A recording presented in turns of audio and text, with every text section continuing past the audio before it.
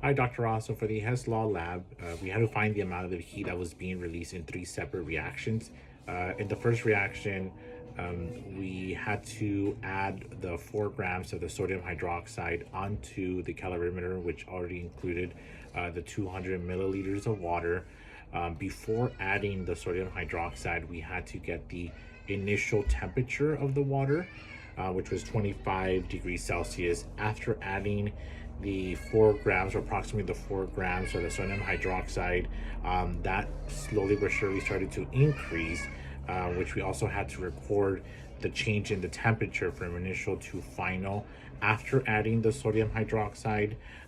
During the second reaction, something very similar, but in this case, we also had to, it was only 100 milliliters of water, but we also had to add hydrochloric acid and sodium hydroxide onto the calorimeter. Also do the same thing, get the initial temperature of the water, which was also 25 degrees Celsius. After adding the sodium hydroxide, that also increased very rapidly.